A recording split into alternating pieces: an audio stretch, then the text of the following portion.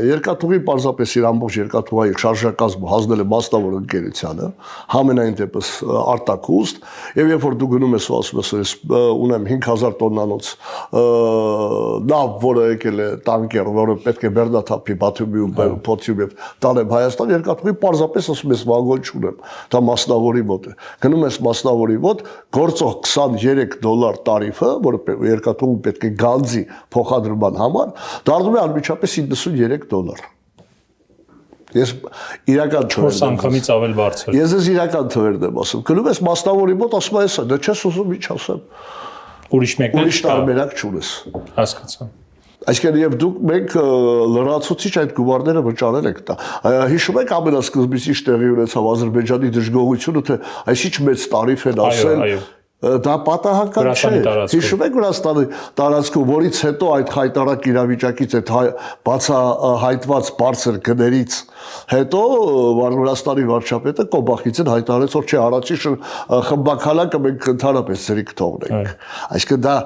մեղմելու քաղաքականություն էր։ Իրականությունը լրիվ այլտեղ էր թաքնված։ Այսինքն սա տեղի ունեցավ։ Նու սա մենք շեղվեցինք մի փոքր։ Հիմա նայեք, Ադրբեջանի քաղաքականությունը շատ հստակ է, այդ գումարը գնում է Վրաստան, այդ գումարը թողնում է Ադրբեջան։ Աշխարհին էլ ցույց է տալի, տեսնում եք, ես ինչ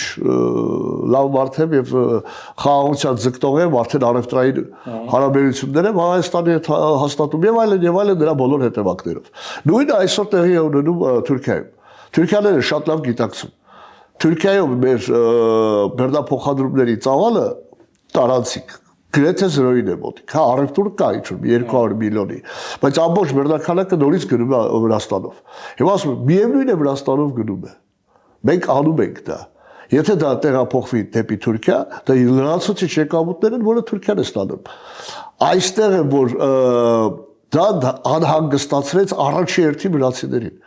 Դուք լսել եք երևի կամ հարթում եք վրացիներին եւ անցյալ շաբաթ Վրաստանի վարչապետը ելույթ ունեցավ եւ ասել շատ հետաքրքիր հայտարարություն արեց։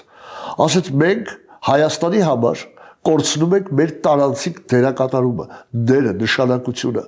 Համենայն դեպս որոշակի չափերով եւ նա փորձեց նույնիսկ թվեր բերել, ես չգիտեմ որտեղից է վերցրել, երևի ինչ որ մասնագետներ աշխատել են, հստակ ասեց որ էքսպորտի Հայաստանի արտահանման դեպքում որոշակի տոկոս են կորցնելու մոտավորապես կարծեմ ասած ապաշրջափակման արդյունքում այս գործողությունների այս ավելիչի արդյունքում, հա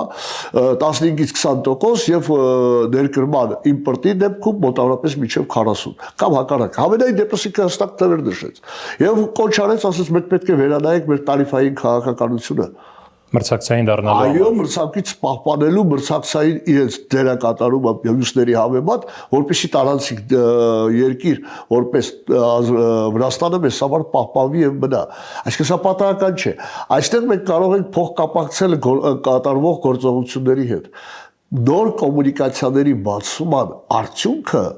Նաև այստեղ ենք մենք զգում, այսինքն դրա մեջ դրական բաներ էլ կա։ Այսինքն ես չեմ ուզում միայն բացասականը ներկայացնել կամ դրականը։